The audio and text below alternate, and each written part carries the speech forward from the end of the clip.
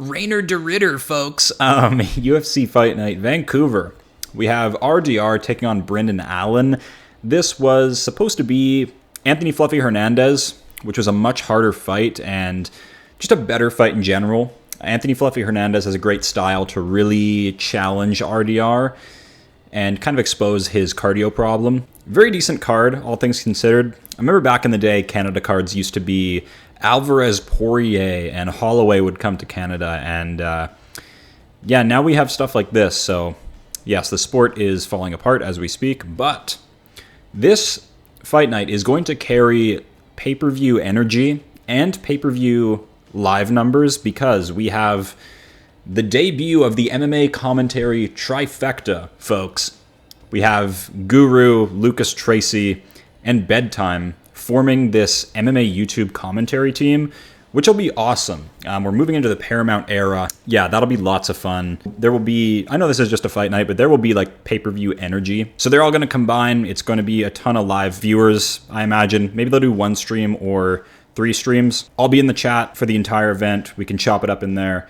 Yeah, I'll see you guys there. So let's break down this card. Let's go in deep on Reinier de Ridder, guys. The Dutch Knight was supposed to fight Anthony Fluffy Hernandez, and I think that was supposed to be, I think that would have been a much harder fight than this. We would have probably needed to see RDR go for an early finish or risk getting his cardio completely sapped away from him because, first of all, Reinier de Ridder, if you don't know, big middleweight, just weird Frankenstein build, guys, like bloated abs, long arms, tiny head, southpaw.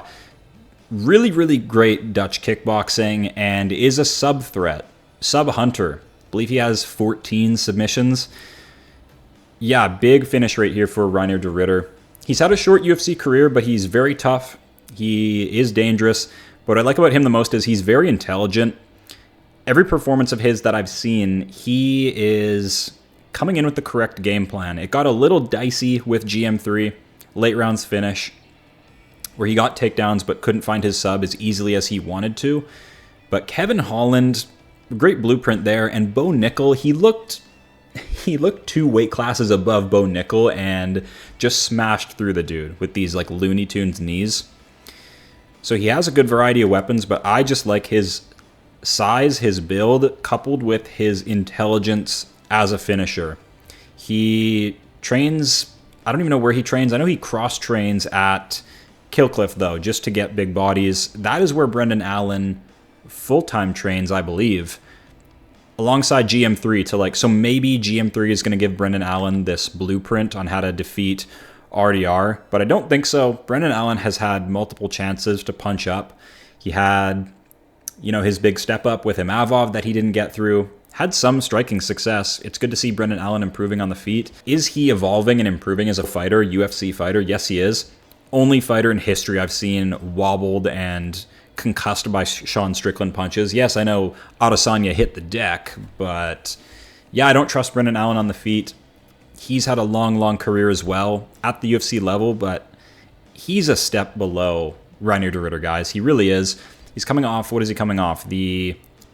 A competitive fight with Marvin Vettori at this stage. I don't like, it just seems like RDR is a step ahead. He's in the script. He's written in to probably reach Khamzat Chimaev and get schooled by him. I would have liked Fluffy Hernandez to not get injured and pull out of this one because we would have seen Fluffy really, like that was a great matchup. Can RDR find an early finish and just shut down Fluffy's game? Or would Fluffy start to like cook actually and break RDR's cardio, slow him down, make it messy? Fluffy doesn't have the toolkit that an RDR has, but he doesn't need to. He fights so well and pushes and goes for 5 rounds. I think RDR would have broken in the late rounds there. Tough to say though, RDR comes in super intelligent every time out. He is a finisher. Brendan Allen is still sort of growing into like a top 10, I feel like. Yeah, I don't know. It's tough. Like, what names did he defeat to reach the top 10, top 5 of middleweight? He beat Paul Craig, Chris Curtis, Jotko Muniz. Like, just not the names I'm looking for. And Marvin Vettori at this stage can't be trusted. Durable, yes, but very basic. Nowhere near the intelligence of an RDR. The weapons, the skill set, the sub threat. So we're going to go RDR because Yeah, I don't know. I like the frame. I like the fact that he's had a full camp. And Brendan Allen... See, this is the problem with these short notice fill-ins. I went with Gamrot for the Brazil card where Fazeev pulled out. And we saw Gamrot have to jump in and save the card because we would have been looking at Davison Figueiredo, Montel Jackson main event. That would have sunk the company, guys. So you better pay your respects to Gamrot there for saving that event for you. Now we have the same thing with Brendan Allen. The UFC is probably paying him a shitload of money to come in and save this thing. So, yeah, I don't know. We would have had Kevin Holland, Mike MALOTT as your fight night main eventer. Not great either. So Allen's in here to save this thing. Make no mistake about it. Reinier de Ritter's got plot armor. He is the obvious pick.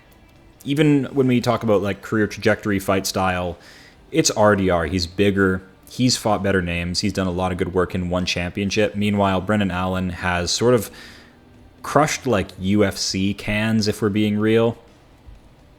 Paul Craig, Bruno Silva, Muniz, Chris Curtis. I don't like these wins. Sam Alvey, Jacob Malkoun, just a level below RDR. So if Allen somehow manages to slime through this, incredible win on his resume, I don't see it. We're not in that reality, guys. Kevin Holland, Mike MALOTT. So we're going to go RDR. Sorry. We're going to go RDR.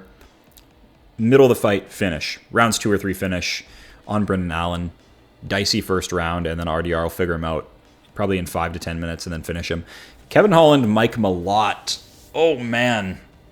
So let's do a quick little recap on Kevin Holland here. Very capable. Very, very capable. 6'3", 81-inch reach is crazy. Very tall, slender guy. Dangerous. Good straight punches. Does not want to be a champion. Does not want to be a winner. Likes money. Likes publicity. This is the story on Kevin Holland. People are very, very low on him after fumbling the Daniel Rodriguez fight. Rodriguez, interesting career. Gets by on toughness, boxing, volume, basics. And Kevin Holland dropped the bag, got out volumed, knocked down twice. That's concerning there. But Kevin Holland has fought so many names. This has to count for something. He's going to go into this MALOTT fight with a huge experience edge. He's fought... like Gunnar Nelson, who's crazy on the ground. He's fought RDR, instantly loses, but still. Roman Dolidze, like all the grapplers you can think of, all the strikers you can think of, Holland has been in there with them, having varying amounts of success, okay? Like he's finishing Ponzinibbio, Chiesa. I think Mike MALOTT is just a bit more intelligent and in prime than those guys. Yeah, they give this guy the Canada cards, and... I don't want to say they've sort of spoon-fed him through the UFC, but like we're almost 4 years into this thing, and he's coming off a win over Charles Radke, Trevin Giles. So this is a punch into the top 15 here. Kevin Holland, I believe, is ranked 15, so they're finally getting MALOTT's career moving. As for him as a fighter, first of all, who's tougher? Who's more dangerous in this matchup? They both are tough and have equal amounts of ways to finish. Like Mike MALOTT has got a great guillotine, good powerful punches, very, very technical as well. He'll be taking this one to the ground instantly. He's at a huge reach disadvantage, an 8-inch reach disadvantage. So he'll be grappling, looking to sub Holland. Yeah, I think Holland just wants fun fights at this point and wants striking bouts. He's not about grappling. So I don't know. This seems like the MALOTT camp is going to come in with a genius game plan, get Holland down, as the blueprint's been written. It's easy to take Holland down. We'll see if MALOTT can stay safe on the feet and if this one gets hairy. But we're going to go Mike MALOTT. He just has his head screwed on tighter than a Kevin Holland, okay? He really does. Yes, MALOTT is pretty unproven and kind of a soy boy Canadian. Gets on the mic, super PG-13 vibes from this guy. But as for like fight skills, MALOTT's great. He really is great. He's been a former coach. He needs to get moving though. He's mid-30s. Kevin Holland, I believe, is on his way to mid-30s as well. We're going to go Mike MALOTT, more serious, actually wants to win. Kevin Holland just likes money, publicity, all that kind of jazz. Marlon Vera, AIEMANN, ZAHABI. It's a high confidence Marlon Vera pick, and that might shock some people because he's coming off losses and looks to be regressing. But he's coming off 2 really tough former championship level losses. I think he excels here. He beat, who did he beat? He beat basically a prime Rob Font who just lit him up with volume, attempted 516 significant strikes. And Eamon Zahabi isn't really like, he gets by on boxing as well. He looks kind of for kill shots low key, but I don't know, he's not a physical guy. He's just super intelligent, knows how to mitigate risk. Beat Jose Aldo, got through it. Had a risky moment, got through it though. Aldo's old, poured it on strong in the 3rd round. Love that for Eamon Zahabi there. Sucks to see. It would have been nice for Aldo to win by KO with those soccer kicks. That would have been amazing. But nope, we're in this timeline. He got through it. 6-fight win streak. Believe he's 35, 36 years old. I just don't believe in him as a serious prospect moving forward, and I think he's finally hit his ceiling. Even Marlon Vera at this stage has a good Muay Thai game, good leg kicks, good clutch sub ability, so Zahabi won't be taking this one to the ground. He shouldn't. Vera has nasty elbows. Look, Zahabi's Firas Zahabi's brother. He's a sweetheart, all right? Like, Zahabi, heart of gold, Canadian. Marlon Vera is a nasty motherfucker. Like, he cheats, he cheap shots.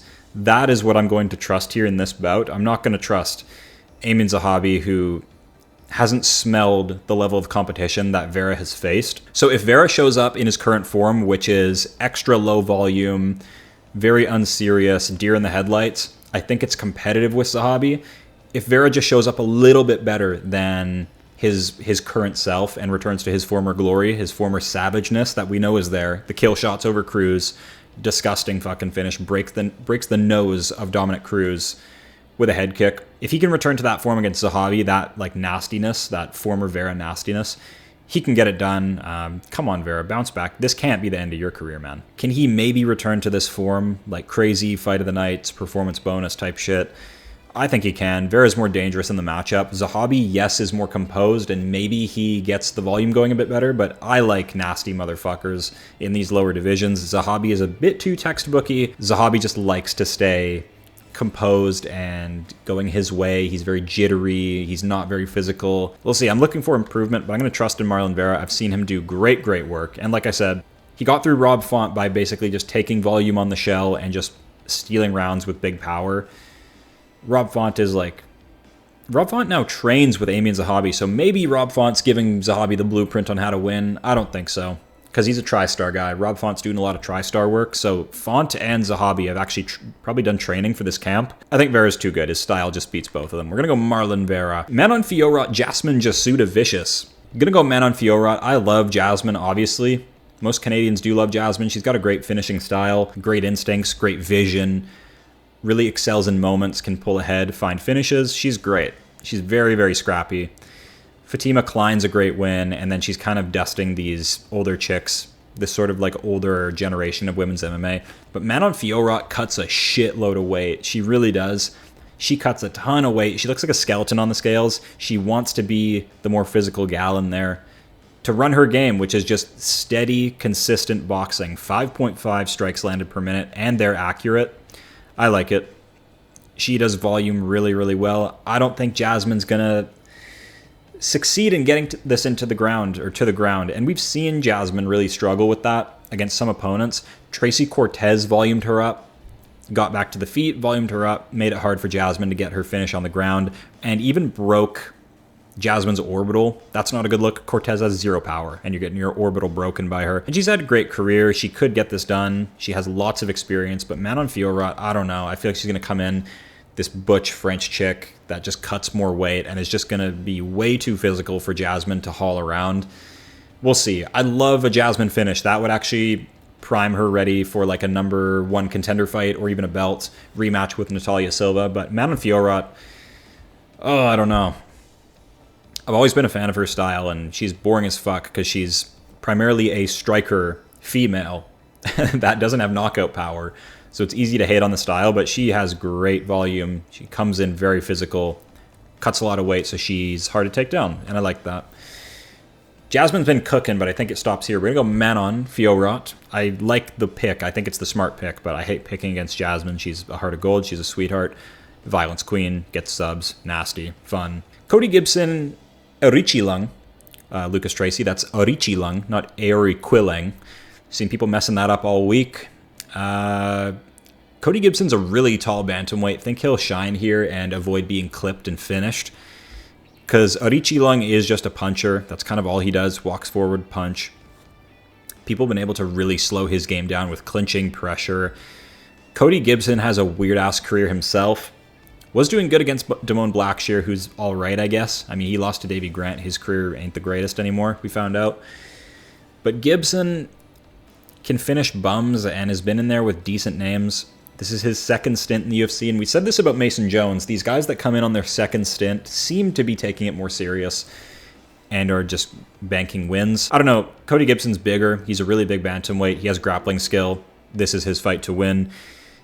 He's been shown to fluke it not fluke it, really fumble in the past. 11 losses is quite yikesy. I don't know, I like it though. He had a tough debut against Aljamain Sterling, and they had a good wrestle fest that he lost. And flash forward to present day, getting subbed by Kimura. You know, Damone Blackshear is really capable with landing subs, so I don't think Cody Gibson will be submitted again. I think he'll actually probably submit AORIQILENG himself. So we'll go Cody Gibson. I don't feel great about it. Don't know either guy too well, but from what I see, Gibson's bigger, fought better guys. And yeah, AORIQILENG, very, very basic striker. Kyle Nelson, Matt Frevola, banger alert. Crazy banger. Kyle Nelson moving up to lightweight after getting murdered by Steve Garcia. Love to see it. Still don't think he'll win. He's kind of got by on just farmer strength. I mean, he's pretty defensively sound, all things considered. I know he just got taken out by Steve Garcia. He gassed against Billy Q, which was bad. Yeah, I think he used to really suffer from the weight cut. Would come in and be really fragile, and you could sort of manipulate him. But he's a decent fighter. Matt Frevola, steamroller. Kind of a weird record. He has like a UFC career. He came in, I think, like with only a couple of pro fights and has really had to learn in the UFC, which is kind of a good look. We see with some guys, they can really piece it together, but I don't know. He's kind of just a industry plant to have fun fights against some guys. What's his best win? Jalen Turner Grapple Fest at a huge size disadvantage, so that's sort of his shining moment, but iced out by Terrence McKinney. Look, Kyle Nelson ain't a Terrence McKinney, okay? He's not fast twitch. He just kind of has farmer strength, which will make this competitive, but I'm going to go Matt Frevola. He's the guy with his feet set in lightweight. He's been starched his last few times out, but against killers, man. BSD and Faresiam are the new age killers, so I do forgive Matt Frevola for losing to them. He'll pick up a win against Kyle Nelson here. Another Canadian's going down, sad to say. Charles Jourdain, Davey Grant. This one's interesting. This one's real interesting. Davey Grant, people love the craftiness of his style, and how can you not? We just love to see any like 40-year-old, 39-year-old excelling in the sport. That's always great to see. Is Davey Grant kind of just hanging on to his job, though? He comes from a great camp. John Wood is head coaching him. I think that's leading to a lot of the success here. Really intelligent game plans. As for like Davey Grant himself, the vessel, like if we were to strip apart fight IQ from him, he's pretty average, old man build. He's got like wiry muscle. He hasn't really had to engage in wrestling in his past few fights. I think Charles Jourdain's smart enough to come in and just attempt some grappling licks. Like, he shouldn't feel that he's stuck on the feet with Davey Grant in this one. Davey Grant throws like a damn welterweight, and that really does scare some guys. Like, Ramon Tavares had no striking success, got kicked to bits. Damone Blackshear, I think he honestly got scared of the power and stopped wrestling. And yeah, I think he had a decent sub attempt. He had a good first round and tried to just like, he let the last two slip. It was awful. Grappling engagement that he won in round one, and then I guess Davey Grant just went pedal to the metal and Damone Blackshear backed off and let the fight slip away. That was rough to see. Charles Jourdain is dangerous on the feet and on the ground. I think he's actually more dangerous as a sub hunter. We've seen him snatch the Victor Henry sub, Ricardo Ramos sub, and they came quick. Really, really good adjustments on the fly. Love to see that. Obviously just chose to piece up Kron Gracie and stay safe there. He kind of fought Sean Woodson the worst way possible, tried to KO Sean Woodson, loses by split decision. I watched it live. It was atrocious. He was going for wheel kicks the whole time, trying to just highlight Sean Woodson, and got burned. Fell behind on volume. Yeah, and tried to strike with Gene Silva, got highlighted. But Gene Silva's huge. Very, very heavy striker. Clips Jourdain, who's now moved down a weight class into his proper frame. I think he's just more intelligent and serious about his career than Davey Grant, and you could make that argument for the last two guys that Davey Grant has messed up. I mean, Ramon Taveras is kind of gone. He's probably going to end up in like BKFC or something, but Damone Blackshear is a great win.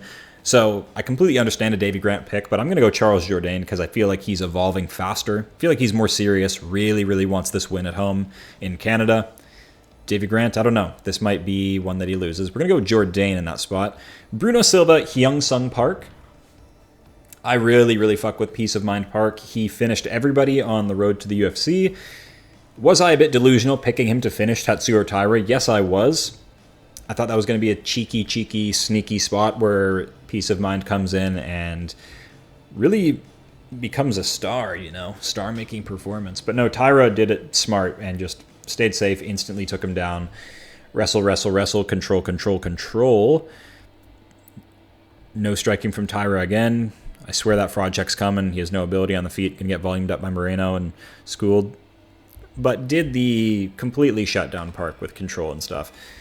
Will Bruno Silva be doing that in this matchup? His bounce back? No. Bruno Silva is undersized for flyweight. He can be victimized, as we've seen with Van, Manel Cap, and even Khalid Taha in his debut submitted him. So, like, what really does Bruno Silva excel at? Nothing much. He's really middle of the pack flyweight. Small, like, good flyweight volume, but he's absorbing more strikes than he dishes out. Takedown accuracy of 23%, and he hardly goes for him. When I look at his stat spread, I really don't like it. And another thing to mention, Bruno Silva, 4 performance bonuses. This dude collected, he cleaned house, okay? He made a shitload of money on performance bonuses. Good for him. And then we're seeing him start to slip, so maybe he's not as serious. He made a bunch of money. HYUNSUNG Park is hungry, man. Coming off that Taira win, I think he's going to excel. Took no damage against Taira, just got taken down and sort of humiliated, but you can get right back into camp, get back into training, learn your lesson, and come out, be dangerous, and get a quick finish, I think, over Bruno Silva. Let's get it done. HYUNSUNG Park. Danny Barlow, Jordan Santos. Don't know much about these guys. Barlow, we've seen how much success Sam Patterson's having, so I don't think we can really like dog Barlow for that. Was clipped with 2 like picture perfect shots from Sam Patterson. Super accurate striking. Barlow got caught slipping, finished in that spot, but he's a KO puncher himself. And Jordan Santos just had a scrappy competitive volume battle with Ozzy Diaz, who's kind of just average and out of shape. This guy has a win over Will Curry, though, which is weird. Really weird. Dana White Contender Series win over Will Curry. So that makes me a little cautious of a Barlow pick, but I think Barlow by KO is pretty straightforward. We just kind of got to see that Jordan Santos, not a lot of power in his hands. He's on the back foot a lot in that fight. I didn't like it. Barlow's probably going to shine here with a KO spot. Get the crowd on their feet. Kyle Prepolek, Drew Dober. Done some good tape study for this one. Kyle Prepolek fights like an old man. He's very, very technical. Has a good variety of weapons. He has a really crispy, clean head kick, wicked knockout on the regional scene. Only problem is it's against a guy with like 21, 27 losses, so we're not going to count it. He's missed his prime. He lost to like Nordine Taleb. Austin Hubbard got cut, had to go back to regionals. Took him 6 years to come back, so his prime's done. Drew Dober is also sort of done, but he's fighting UFC caliber guys, elite level opponents, and you need to have serious power to take out Drew Dober. If you're anywhere near average, your shots don't even affect him. He walks you down. He applies that heavy Muay Thai that he's got. I know it's Bobby Green in like his flow state, but like you got to see how inaccurate Drew Dober is. He really relies on power, but I think that's okay here in this Prepolek matchup. Prepolek is done. And this might get scrappy and competitive and split decision-y, but I think Drew Dober's the pick. Way more proven than a Prepolek who's only dusted up regional level bums just floating around in the Canadian regional scene, which is a ghost town. Up next, Stephanie Luciano, Ravena Oliveira. I like Stephanie Luciano. She had 2 fights with Talita Alencar, who's a pretty capable grappler. She got robbed, and for whatever reason, they made this a draw.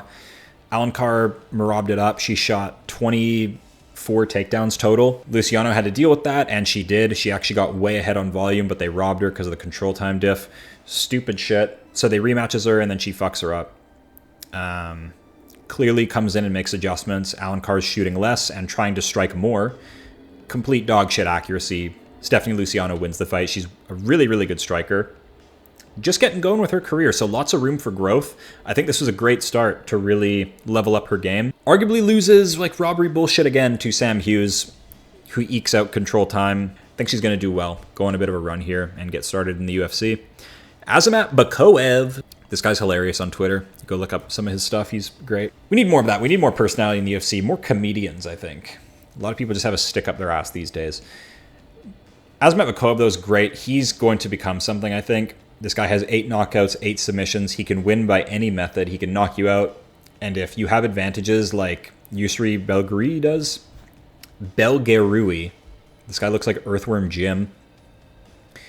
Load UFC page. Come on now. This guy's 6'5", 79 inches of reach. That is super problematic for people on the feet here. So AZAMAT BEKOEV, I think he's intelligent. He's just going to come in and he knows he's outgunned on reach here. Similar to Mike MALOTT with the Kevin Holland matchup, they're going to be grappling. He has 8 submission victories by multiple methods. I trust in AZAMAT BEKOEV to take YOUSRI down and just kind of humiliate him on the ground and get a sub. Sadly, sorry, I know he comes from the Pereira camp. I think he's also trained by Glover and those guys. Please, BEKOEV, don't get chinned just trying to strike, because that very well could happen. Zachary Reese, tall, lanky striker. Ryan Loader, tall wrestler guy. Finishes them both in the first round. I think he'll get a first-round sub here over YOUSRI. BEKOEV's career is going to kick off to a great start. He's ready for the UFC. He's already UFC level. We don't need to worry about him growing through this sort of unranked level of competition. He's really going to shine. He's really going to shine. He's a dangerous guy, knows what he's doing in there. YOUSRI, 8-3 record. He's not really ready. He's sort of just in the UFC. Yeah, he's sort of just cruised through regionals, took some losses in regionals, and now he's in the UFC. Not a chance. BEKOEV's going to get it done. If all things are correct in the world, BEKOEV should get it done. He's way more skilled. Melissa Croden, Tynar Lisboa. Croden's the Canadian gal kicking off this card. I'm probably going to pick her. She has just completely starched these first 6 opponents. Yes, all Canadian women's regional level trash that she's ran through, but that's good for her. She's 6 finishes for a woman. I'm going to ride with it. Tynar Lisboa is a 2 or 3 time Muay Thai champion. I don't know where she comes from, but she ain't all that on the feet. But she's got her feet wet in the UFC, so it's an okay pick. I'm going to side with Croden. I think she's going to get after it. Maybe she just crashes forward like a retard and gets very badly damaged. So that's the Canada card. It's going to be fun. There's going to be a lot of eyeballs on it because of the Guru Tracy bedtime stream, the MMA trifecta fight companion. So there's going to be a lot of live viewers, I predict. I will be in the chat there. If there's 3 of them, I'll probably be in Guru's chat. So we can all chop it up, talk fights, watch them live. That'll be sweet. So yeah, there's your event, folks. Let's do a quick little recap of the Rio card. I thought Gamrot would come in and steal the show. He saved the event. I thought he'd also steal the show, and that would be way tougher for Oliveira than it was. I was thinking like a Gamrot decision, but he's sort of a victim on the back foot, as we're finding out. I don't know, Gamrot. I thought he was way more physical than that. He looked like sort of a wimp out there from the Oliveira pressure. I guess Oliveira is just a different beast. The Predator he goes by now. Super dangerous. I thought Gamrot would do a better job at shutting down that danger, but he didn't. So Oliveira wins. Montel Jackson got robbed clear as day. Hate this decision, but don't really care about either guy really, so is what it is. Yoel Alvarez got robbed of a finish. That was bullshit. Mario Pinto's really good. I thought he was just sort of this boxing-only blob, but he can actually wrestle, and that the finish on the ground was good. He's leveled up. We're going to ride with him moving forward. I was also on the Con Offley underdog. Ricardo Ramos isn't very good. That's arguably 6 losses in a row. Con Offley sub was a crazy underdog prop if you had it. Lucas Almeida comes in with a broken hand. How can you predict this sport? Michael Aswell kind of has like a Topuria vibe when he fights. Like very, very boxing heavy on the offensive. We'll see where his career goes moving forward. These first 2 performances of his, he looked like an unathletic little heavy bag out there, so I'm not sure about his career. Good shit for Jafel Filho. I said he was a moment maker, dangerous, opportunist. Thought Clayton Carpenter was a better product. Thought he was growing at a faster rate and would have got over Filho here. Not a chance, gets caught in a nasty, unique-looking Kimura. Vitor Petrino cooks, obviously. Bia Mesquita cooks, obviously. Interesting little prospects, I guess. I wasn't a Lucas Rocha believer. He actually did great. Pilastri, Violence Queen. She's actually kind of hot. And Luan Lacerda. Simon Oliveira's trash, so he gets a clutch armbar submission. Good shit. Nasty. Yeah, Rio was good. Rio was good. We have UFC Vancouver.